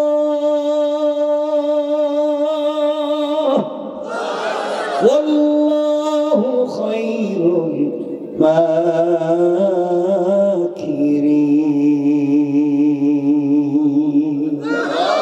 আল্লাহ রাব্বুল ইজ্জতুল জালাল বলেছে, ও ইহুদি তুমি কৌশল করেছো, নতুন জামাও পাবে না, ফাতেমা বাড়িতে যেতে পারবে না। আমি আল্লাহ সিদ্ধান্ত নিলাম নতুন জামাও পাবে, এই বিয়ে বাড়িতে ফাতেমাও যাবে। আল্লাহু আকবার। আমার বন্ধুগণ, এক পর্যায়ে সংক্ষেপ করে দিতেছি, এক পর্যায়ে বিয়া 1 মাস পরে হওয়ার কথা, 1 মাস পরে, ধরেন 1 মাস শেষ, আগামীকালকে বিয়া, মানে 1 মাসের ওয়াজ রাখতে দিলাম। ওরে বাবা, হব না, হব কি হব না এটা তো আমি বুঝতেছি, হব না। 1 মাস, এই 1 মাসে কাপড় কিনতে হবে, অনেক ঝামেলা আছে, দাওয়াত দিতে হবে, কাকে দাওয়াত দেওয়া হবে, কত কিছু ঘটবে এর ভিতরে, এই সব ওয়াজ বাদ, ডাইরেক্ট বিয়া। না, সংক্ষেপ না করলে আমি কিন্তু 12টায় ওয়াজ রেখে দিব। ভাই কই আমার ভাই গেল কো? ওয়াজ কি 1 দিন না 2 দিন? 12টার পরে কয়দিন হয়? কয়দিন হয়? আরেক দিন না? 12টার পরে ডেট পাল্টে যায় না? তাহলে আমি 2 দিন ওয়াজ করবো কেন? আমি তো 1 দিন করবো। হেরা তোমার 1 দিনের কথা বলছে, ইসলামের নিয়মে আসে। কথা কি বুঝলেন আমার? এদের লম্বা করতে যাব না। কষ্ট হচ্ছে, অসুবিধা হয়। আমার বন্ধুগণ, বিয়ে কোন দিন? আগামীকালকে। কোন দিন? আগামীকালকে বিয়ে। আজকে ইহুদির মেয়েটা সন্ধ্যার পরে ফাতেমার কাছে গিয়ে বলছে, বোন কালকে আমার বিয়ে, কাপড় পাইছো নি? কই? ফাতেমা বলছেন, বোন কালকে যে তোর বিয়ে আমি তো ভুলেই গেছি, আমার মনে নাই, আমি তো কাপড়ের ব্যবস্থা করতে পারি নাই। মেয়েটা বলছে, তাইলে কি আমার বিয়ে হবে না? আমি কি সারা জীবন এভাবে থেকে যাব? আমি বাবার সঙ্গে এত যুদ্ধ করলাম তোমাকে নিয়ে, তুমি একটা কাপড় আমার জন্য ম্যানেজ করতে পারলে না। কালকে আমার বিয়ে, তাহলে যা আমি বিয়েই করবো না, মরে যাব। ফাতেমা বলছেন, বোন টেনশন করিস না, এখন 1 রাত বাকি আছে। আমার সাথে যার প্রেম, আমারে খুব ভালোবাসে, আমিও তার ভালোবাসি, এক রাত বাকি আছে, রব যদি চায় তাহলে এক মুহূর্তে আমারে দিতে পারে, ঠিক কিনা বলে? এই বিশ্বাসটুকুনের আজকের ওয়াজ যে আমরা আল্লাহর কাছে যদি বলতে পারি, রবের সাথে যদি সম্পর্ক করতে পারি, তাহলে পৃথিবীতে থেকেও আমরা সব আদায় করতে পারি, ঠিক কিনা? মেয়েটা চলে গেছে, রাত গভীর হয়ে গেছে, আমাদেরও ফাতেমারও সমান সমান। ফাতেমারও রাত গভীর হয়েছে। গভীর রজনীতে ফাতেমা মুসল্লা বিছাইয়া দিলেন, জায়নামাজ বিছাইয়া দিলেন। আলোচনার শুরুতেই বলেছি যে আয়াত থেকে এসেছি, আল্লাহ বলছেন সুজ্জাদা ওয়া কিয়ামা, বান্দারে কিছু যদি চাইতে হয় সেজদায় গিয়ে চাও। আল্লাহ এই কথাটাকে হযরতে ফাতেমা মনের ভিতরে রেখে দিলেন। রাত্র গভীর হয়ে গিয়েছে, মুসল্লা বিছিয়ে সেজদায় পড়ে গিয়েছে। সেজদায় পড়ে আল্লাহকে ডাক দিয়ে বলেছে, আল্লাহ, এই পৃথিবীতে বলবার মতো আমার কোনো জায়গা নাই। আয় আল্লাহ তাআলা, আমার বাবার এত পয়সা নাই, বাবার কাছে কিছু বলতে পারবো না। বাবা তো 3 বেলার খাবার পর্যন্ত মিলাতে পারে না, কত কষ্ট হয়। কিন্তু আল্লাহ, আমার কোনো অভিযোগ নাই, আমার কোনো অনুযোগ নাই। বাবা 3 বেলার খাবার দিতে পারে না, থাকবার মতো ভালো ঘর দিতে পারে না, পরবার মতো ভালো পোশাক দিতে পারে না। আয় আল্লাহ, আমার ভিতরে কোনো অভিযোগ নাই, আমি না তোমাকে ভালোবেসে ফেলেছি, আমি আখিরাতে পেতে চাই, দুনিয়ায় কষ্ট করে করে চলে যেতে চাই। আয় আল্লাহ, আমার মা খাদিজা এই মক্কার সবথেকে বড় শিল্পপতি মেয়ে ছিলেন, তোমাকে ভালোবেসে আমার মাও তার সবগুলো সম্পত্তি দ্বীনের রাস্তায় ব্যয় করে ফেলেছে। আল্লাহ, আমার মা খাদিজা পৃথিবীতে বেঁচে নাই। মা থাকলে মায়ের কাছে যাইতাম, মায়ের কাছে গিয়ে বলতাম, মা তো ব্যবস্থা করে দিত। ও আল্লাহ, দুনিয়া জমিনে আমার একটা মায়ের পেটের ভাই নাই, ভাই থাকলে তো ভাইয়ের কাছে বলতাম, ভাইও নাই, মাও নাই, বাবা তো দিতেও পারবে না। আয় আল্লাহ তাআলা, তোমার সঙ্গে সম্পর্ক করে ফেলেছি, সারাদিন রোজা রাখি, সন্ধ্যা যখন হয়ে যায় সিজদায় পড়ে কান্না যখন করি, নামাজে যখন তেলাওয়াত করি, তুমি তো আমার কথার জবাব দাও, সব কথা তো তুমি শোনো। আল্লাহ, এত সম্পর্কে তোমার কাছে কোনোদিন কিছুই চাইলাম না, আজকে আমি ভালোবাসি তোমাকে, এটা সত্য, তুমি আমাকে ভালোবাসো সত্য, কিন্তু আমি জানতে চাই, ভালোবাসাটা একটু দেখতে চাই। আল্লাহ, তোমাকে ভালোবেসে সব বাদ দিলাম, আখিরাতে তোমাকে পেতে চাই, পৃথিবীর কোনো জিনিসের দরকার নাই। আজ আমি ছোট্ট একটা জিনিসের আবদার তোমার কাছে করতে চাই। এটা ফাতেমার সৌন্দর্য বাড়াবার জন্য না, ফাতেমাকে শারীরিক চাহিদা পুরাবার জন্য না। আয় আল্লাহ, তোমার কাছে একটা জিনিসের আবদার করি, তোমার কাছে একটা কাপড়ের আবদার করতে চাই, যেভাবেই হোক, যে কোনো লাইনে হোক, তুমি আমার জন্য একটা কাপড়ের ব্যবস্থা করে দিবা। আয় আল্লাহ, আমার বাবা দ্বীনের দাওয়াত দিয়ে মানুষের বাড়িতে বাড়িতে যায়, বাজারে হাটে মাঠে যায়। আমি মেয়ে মানুষ হওয়ার কারণে বাবার সঙ্গে দ্বীনের দাওয়াত দিতে পারি না। ওগো আল্লাহ, তুমি আমাকে একটা কাপড়ের, নতুন জামা কাপড়ের ব্যবস্থা করে দিবা। ওই কাপড় পরে আগামীকালকে ইহুদির মেয়ের বিয়ে বাড়িতে যেতে চাই। এটা যেন দ্বীনের দাওয়াত হয়ে যায়, এটা যেন দ্বীনের শিক্ষা তালিম হয়ে যায়। এমন একটা কাপড়ের ব্যবস্থা করে দাও, যে কাপড় পরে ইহুদির মেয়ের বিয়ে বাড়িতে যাব। ওই বাড়িতে যত মহিলারা জমা হবে, সকল মহিলারা যেন আমার কাপড়ের দিকে তাকাইয়া কালিমা পড়ে মুসলমান হয়ে যায়। আল্লাহু আকবার। চিন্তা করলেন, ফাতেমা আল্লাহর কাছে বলছে, লম্বা দোয়া করছে, কানতে কানতে দোয়া শেষ করে মুসল্লা রাইখা দিছে। হঠাৎ করে তাকাইয়া দেখে গভীর রাত্রে ঘরের কর্নারে 2টা কাপড়ের প্যাকেট। না সুবহানাল্লাহ, আরো আস্তে করে লইব, এই আওয়াজ দিলে ওয়াজ রেখে দিব। সুবহানাল্লাহ কিন্তু 2জনে কইবেন নি, একসাথে সবাই কিন্তু সুবহানাল্লাহ কিন্তু ঈদের সোজা পিছনে এই যে এই তিনজন বইছে, এই যে এই সুজা, এরা কিচ্ছু কয় না, এদের ঠোঁট নড়তেছে না। আল্লাহ তুমি জানো এদের ঠোঁট বন্ধই লোকের, আমি তো দেখতেছি উপরে বসে। আমার বন্ধুগণ, দুইটা কাপড়ের প্যাকেট ফাতেমা হাতে নিয়ে চিন্তা করলেন, দরজা জানালা বন্ধ, কাপড় করতে গেল, কে দিয়ে গেল কাপড়? হাতে দুইটা প্যাকেট নিয়ে এক দৌড়ে কলিজার টুকরা প্রিয় বাবার কাছে গিয়েছে। রাসূলের পাকের কাছে গিয়ে বলছেন, আব্বা আমি নামাজে ছিলাম, কান্নাকাটি করছি, আল্লাহর কাছে একটা কাপড়ের কথা বলছিলাম, একটা কাপড় আমার খুব দরকার, কে জানে দুইটা প্যাকেট রেখে গেছে। আব্বা আমি তো জানি না, দরজা তো লাগানো ছিল। নবীজি বললেন, মা প্যাকেটটা আমার হাতে দাও।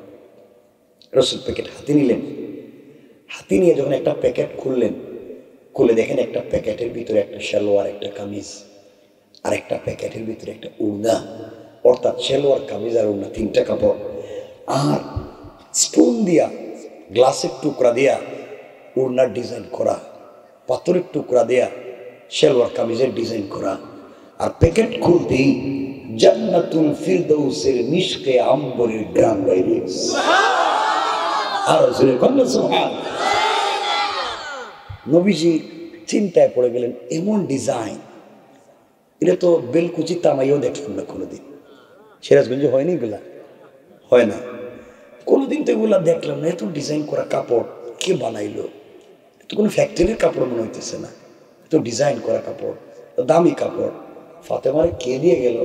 এত গ্রান দেখতেছি মারাত্মক, দিলটাকে? নবীজি চিন্তা করতেছেন, হঠাৎ জিবরিল আমিন সালাম দিয়া রাসূলের সামনে হাজির হয়ে গেছে। জিবরাইল এসে বলছেন, ইয়া রাসূলুল্লাহ আপনি কাপড় হাতে নিয়ে চিন্তা করতেছেন, কাপড় কে দিল? আমি ছিলাম সিদরাতুল মুনতাহায়। আল্লাহ আমারে ডাক দিয়ে বলছে, জিবরাইল কই? আল্লাহ আমি তো সিদরাতুল মুনতাহায়। আল্লাহ তাড়াতাড়ি যা জান্নাতুল ফিরদাউসে, এক ড্রেস পূর্ণাঙ্গ সালোয়ার কামিজ আর উড়না দুইটা প্যাকেটের প্যাকেটিং কইরা আমার ফাতেমা সেজদায় তাড়াতাড়ি নিয়ে যা। এই আওয়াজে না ধরে কোন ফাতেমা আমার এত ভালোবাসছে, কারো কাছে চাইলো না, আমার কাছে সেজদায় গিয়ে চাইছে। আমি ফাতেমারে ফিরিয়ে দিতে পারি না। আল্লাহ রাসূল এই জন্য ফাতেমা সেজদায় থাকতে আমি জান্নাত থেকে এনে রেখে দিছি। আল্লাহ রাসূল চোখের পানি ছেড়ে দিলেন। আল্লাহর সঙ্গে ফাতেমার এমন সম্পর্ক আর ভালোবাসার কথা শুনে ভেঙ্গে পড়লেন। কি আমার মেয়ে এমন ভালোবাসা আল্লাহর সঙ্গে তৈরি করতে পেরেছে? গরিবের মেয়ে হইয়া খায়া না খায়া আল্লাহর সঙ্গে আমার মেয়ের কত চমৎকার সম্পর্ক। কাঁদলেন, মা মরা মেয়ে আল্লাহকে কত ভালোবেসে ফেলেছে, আল্লাহ তাকে কত ভালোবেসে ফেলেছেন। এইভাবে কথা বলতে বলতে মেয়েটাকে জড়াইয়া কতক্ষণ কাঁদলেন, দোয়া করলেন। এরপরে বলছেন, মা যাও কাপড়টা নিয়ে যাও। এই কাপড়টার দাম কত জানোনি মা? সালোয়ার কামিজ আর উড়নার দাম কত বলবার মতো সময় আমার হাতে নাই। জান্নাতি মহিলাদের পোশাক হবে তিনটা, সালোয়ার কামিজ আর উড়না। তিনটা কাপড়ের দাম কত হবে বলবার মতো এতটুকু সময় আমার হাতে নাই। কিন্তু উড়নার মধ্যে যে গ্লাসের টুকরা দিয়ে ডিজাইন করা, এক একটা গ্লাসের টুকরার দাম আসমান জমিন আরশ কুরসি লৌহ কলম জান্নাত জাহান্নাম যা আছে সব বিক্রি করে দিল। জান্নাতি মহিলা উড়নার একটা গ্লাসের টুকরার দাম হবে না। আল্লাহ রাসূল বলেছেন, মামা এই কাপড় পরে আগামীকালকে তুমি ইহুদির মেয়ের বিয়ে বাড়িতে যাইবা, কিন্তু মারে পর্দার সঙ্গে যাইবা, কারণ মেয়েরা যেদিন নতুন পোশাক পরে ওই দিন কিন্তু পর্দা করে। কথা কয় না কেন? মেয়েরা যেদিন নতুন জামা কাপড় পরে একবার হিল জুতা, লিপস্টিক, এরপরে আশকারা মাস্কারা, আইলানা জাইলানা আছে না অনেক কিছু, ওগুলা লাগায় যেদিন, এদিনকার পর্দা করবে? যেদিন বিয়ের পার্টিতে যায়, যেদিন মার্কেটে যায়, সেদিনকার পর্দা করে? পর্দা করে না। আল্লাহ রাসূল বললেন, মা তুমি নতুন পোশাক পরে পর্দার সাথে যাইও। সুবহানাল্লাহ বলেন না? এখানে অনেক লম্বা কিছু কথা আছে। রাসূল পর্দার কথা কেন ফাতেমাকে মনে করাইয়া দিলেন? একে তো বিশ্ব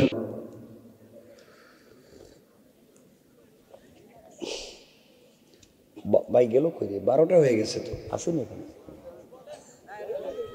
ভাই। 12টা হয়ে গেছে না? 1.5 ঘন্টার উপর হয়ে গেছে কিন্তু।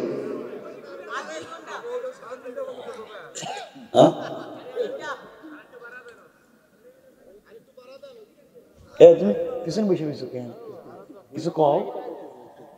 হাসতেছে আমাকে। এই বেচারা আমার বান্ধে লইছে 1 বছর আগে, 1 বছর গত বছর ওয়াজ গেছিল কোন জায়গায় আলোক দিয়া গেছিলাম। আচ্ছা ঠিক আছে, এখন রাখতে দিতে চাইতেছে, ভালো লাগে না? হ্যাঁ সে কিছু কষ্ট হয়, অসুবিধা হয়, জোরে চিৎকার করে দুনো হাত উঠে একটা তাকবীর দেন, লিল্লাহে তাকবীর, নারে তাকবীর, নারে তাকবীর। না হেরা ঠিক মতো দিতে পারে না। ঘুম কিছু গেছে নি? ঘুম নাই? কইছিলাম 12টা, আচ্ছা কয়েক মিনিট বলতেছি, কয়েক মিনিট।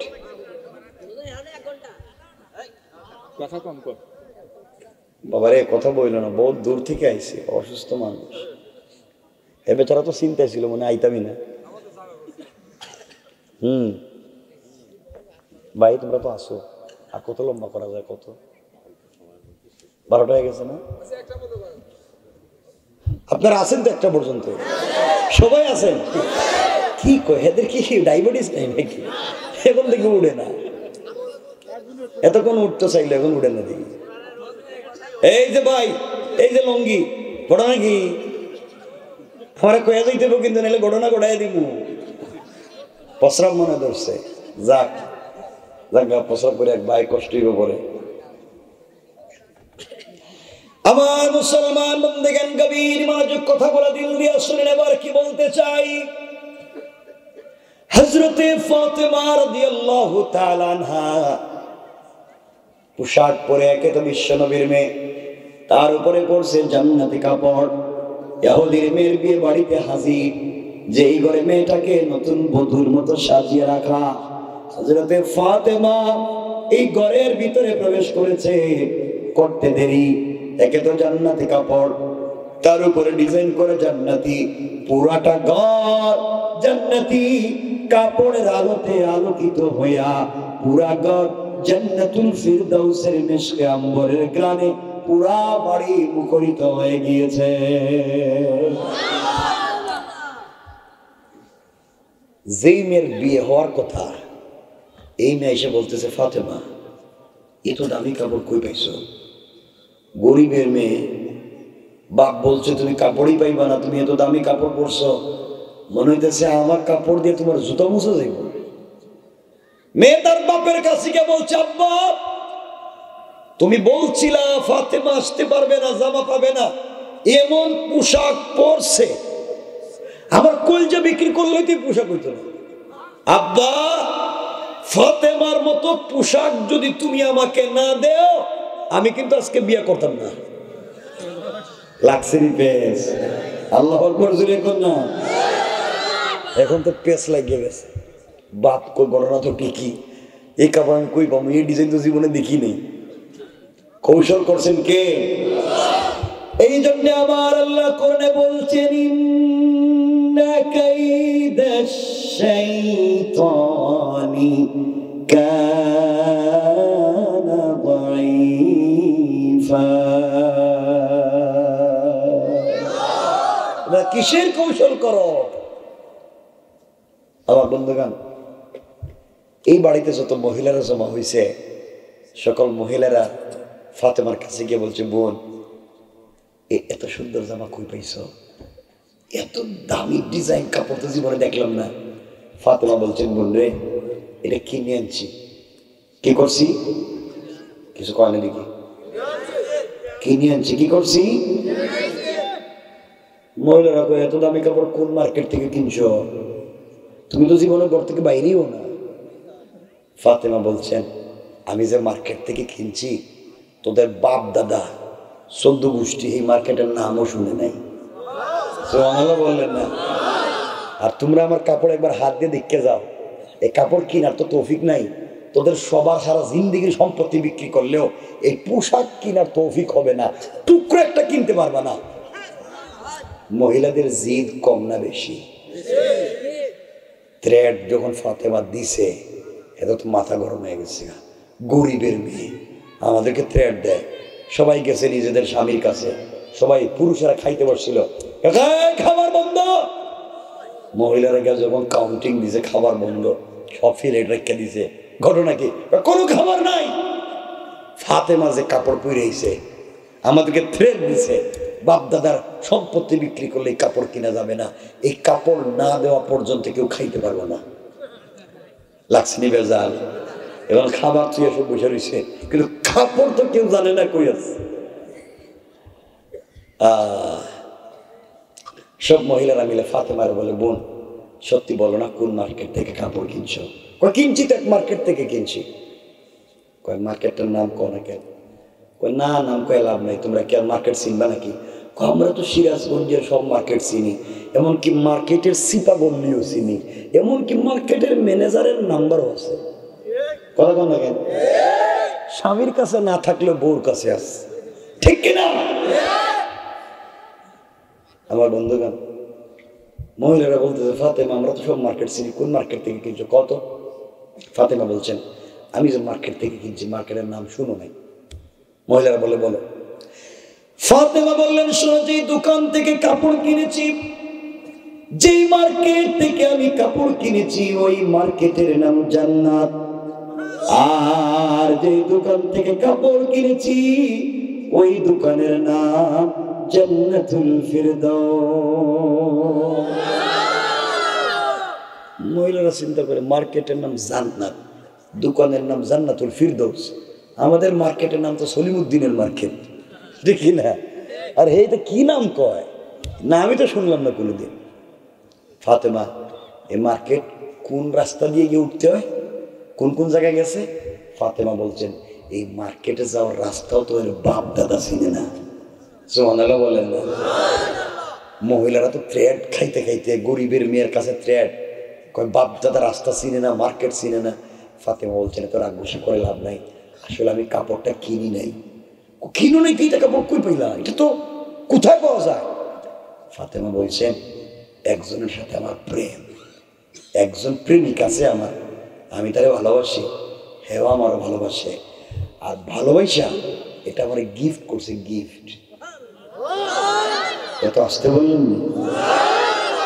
মহিলারা আমরা তো প্রেম করি, আমাদের কিন্তু 2 টাকা দিয়ে বাদামও কিনে দেয় না, আর দিলে ওর দেখে খেয়া ফেলায়। আর তোমার এত দামে কাপড় দিছে ওই প্রেমিকটাকে, ওই প্রেমিকটা কিন্তু ওই জান্নাতুল ফিরদাউসের মালিক। হ্যাঁ, সুবহানাল্লাহ বললেন না? আমার খুব ভালোবাসে তো এই জন্য মালিক হয়ে আমার একটা দিয়ে দিছে। আমার প্রেমিকের সঙ্গে কারো সম্পর্ক হইলে এভাবে দিতে পারে। মহিলারা চিন্তা করে, গরিবের মেয়ের সাথে জান্নাতুল ফিরদাউসের মালিক সম্পর্ক কইরা এরা মনে করছে জান্নাতুল ফিরদাউসের কোনো বল্টু মিয়া না, মালিক কে? মহিলারা বলতেছে, জান্নাতুল ফিরদাউসের মালিকের সঙ্গে সম্পর্ক কইরা এত দামি কাপড় যদি গরিবের মেয়ে পাইতে পারে, আমরা কি কম সুন্দর? আমরা তো সম্পর্ক করতে পারি। এরা মনে করছে সুন্দর চামড়া দেখাই মনে কাজ হইব, হবে? মহিলারা বলে, ফাতেমা বলো না ওই মার্কেটে যাওয়ার রাস্তাটা একটু বলে দাও, কেমনে কেমনে যাওয়া যায়। ফাতেমা বললেন, শোনো মহিলারা, যে মার্কেট থেকে কাপড় কিনেছি ওই মার্কেটের নাম জান্নাত, যেই দোকান থেকে কিনছি ওই দোকানের নাম জান্নাতুল ফিরদাউস, আর ওই মার্কেটে যে রাস্তা দিয়ে গিয়েছি ওই রাস্তা হলো ইহদিনাস সিরাতাল মুস্তাকিম। ও মহিলারা, দুনিয়ায় যদি সিরাতে মুস্তাকিম নামক রাস্তা দিয়া যদি চলো রে, সামনে গেলে জান্নাত নামক মার্কেট পাইবা, ওখানে গেলে জান্নাতুল ফিরদাউস নামক দোকান পাইবা, ওখানে গেলে আমার মালিক আমার প্রেমিকেও পাইবা, তার সাথে যদি সম্পর্ক হয়ে যায় আমার চাইতে আর দামি দামি কাপড় পাইবা। মহিলারা চিন্তা করে কই কি সিরাতে মুস্তাকিম, জান্নাতুল ফিরদাউস, জান্নাত, এটার নামই তো শুনি নেই। ফাতেমাকে বলছে, ফাতেমা সত্যি কথা বলো, ওই রাস্তা দিয়ে কেমনে যাওয়া যায়? ফাতেমা বলছেন, সত্যি কথা, এই রাস্তা দিয়ে যে কেউ যেতে পারে না। এই রাস্তা দিয়ে চলতে গেলে একটা আইডি কার্ড লাগবে, পরিচয়পত্র লাগবে।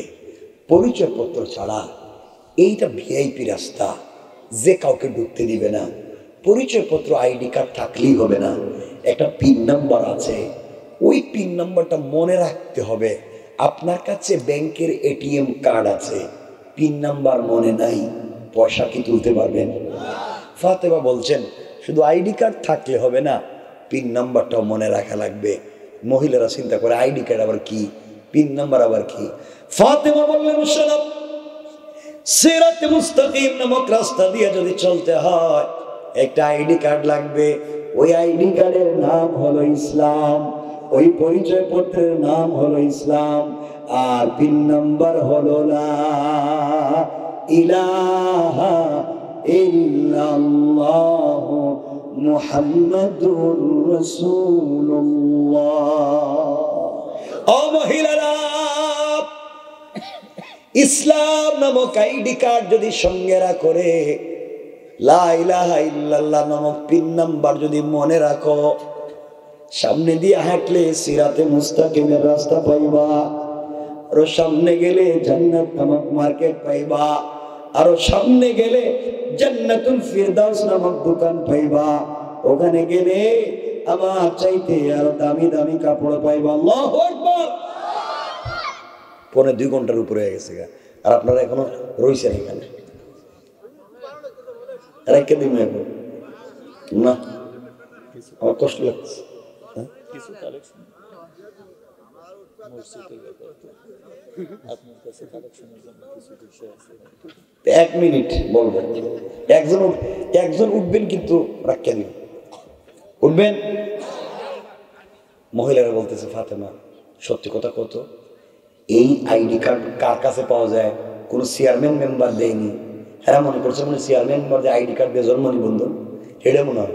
ফাতেমা বলছেন, না, এই আইডি কার্ড বিতরণ করেন একমাত্র আমার আব্বা।